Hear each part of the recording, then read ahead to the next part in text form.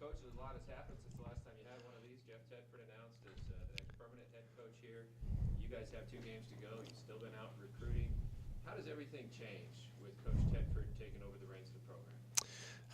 I think the change is really just he has the job and it's his and title right now, and now for us internally, we just have to kind of keep working and keep continue to grow the program and move the program forward, so it's in a healthy position when Jeff takes over. And how do you handle the recruiting piece of that? Because you guys have been going full speed ahead, but now obviously there's a new mindset or philosophy. Recruiting's got to match what he wants to do.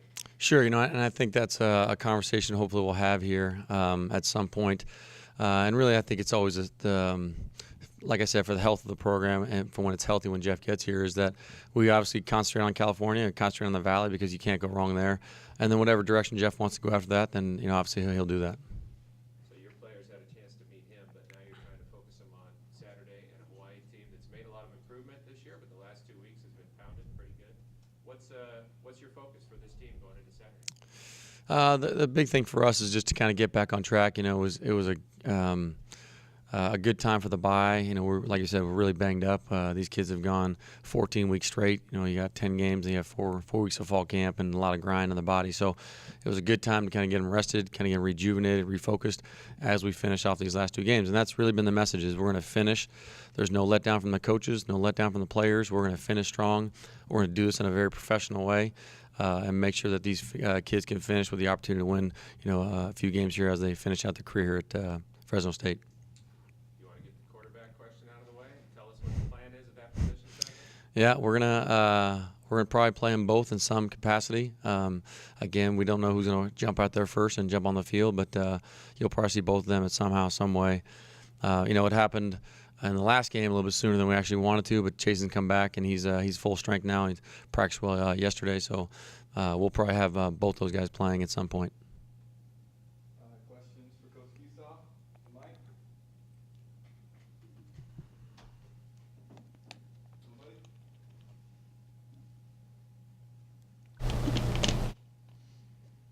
Eric, can you talk about how maybe the atmosphere has changed? If it has any, since being as Coach Tedford retired? I would think there has been a little bit of a change. Absolutely, I'm not going to hide that. But again, I think it's how we, as leaders of the program, kind of take that over a little bit. Obviously, when there's change and there's something new, it's obviously a little bit of the unknown, but also can be an exciting thing. That's what we're trying to get to these kids. It could be an exciting venture. It's a new start, and you guys can start all over. So, there's been a little bit of a I don't want to say air out of the balloon, but we're going to pump that balloon back up and get them going because we're going to do this right. The staff's going to do it right, and we're going to finish this thing off for these players and these seniors. Right now, that's the most important thing of these seniors. Some people might be ready to turn the page on to next season and stuff. How do you get these players still to focus on these final 2 games? Well, that's what I said. You have to kind of refocus them on what's important, and that's how we finish and how these seniors finish. Because if guys want to turn the page and look to the future, in my opinion, I think that's the wrong statement to make for these seniors. These are their memories. These are their moments they're going to have for the rest of their life.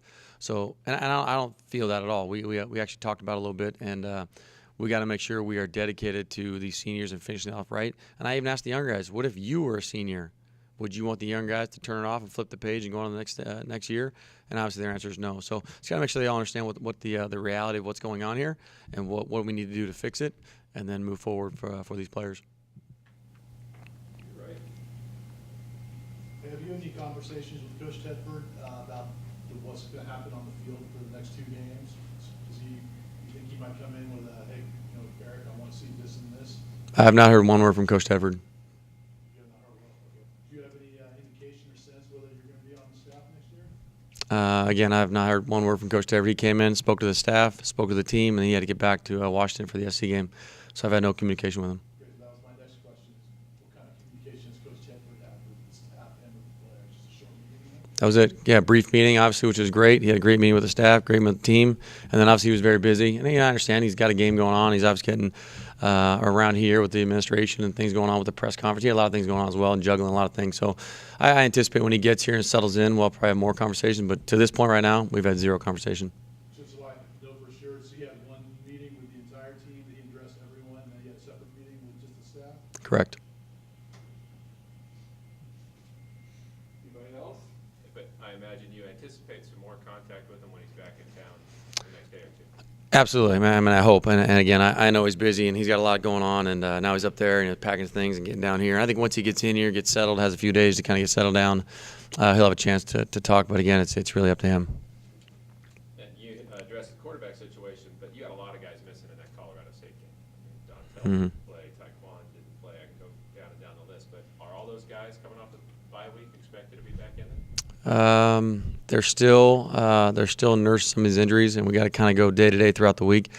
But yeah, that when you don't have a lot of depth in your team and you lose some of your starters and your top guys, it does hurt. Again, not an excuse. That's just where we are. And like I said, we have to get them healthy. We had a great week last week, just kind of get them up to where we are now, and we have to kind of have a few more days here to get them ramped up as we get into preparation for Hawaii. Were you surprised, impressed that Bryson Oglesby did what he did when he finally got in there? I think surprised and excited for him. The guy finally got his opportunity to play a little bit, and it wasn't off the charts, but it's a good start. He did some good things in protection. He ran a few balls well. And again, it's a start for a guy that's had not a lot of experience this year, and to step in with our running back depth situation. I'm excited for him. I'm glad he did well. He's actually a great kid, and I'm fired up for him. Should we expect to see more of him Saturday? Absolutely. And what do you expect from Hawaii Saturday? I mean, they're a team that grabbed a lot of momentum, and in the last 2 weeks has run into a buzzsaw. Yeah, they're a good football team, and they play really hard. They present some challenges to our defense because their offense, they are very multiple. They jump into a lot of different personnel groups. They're not going to be locked into one look. You're going to have 13 personnel, 21 personnel, and then they get into 11 personnel. So they're very multiple. So they're going to give us some challenges. We're going to make sure we're ready to go. And then their defense, they play. They're sound. They mix up the coverages a lot, so the quarterback's going to be in tune exactly what the coverage is. Based on the formation we have. So it'll be a good challenge. And it's good that we had an extra week to prepare for them because they do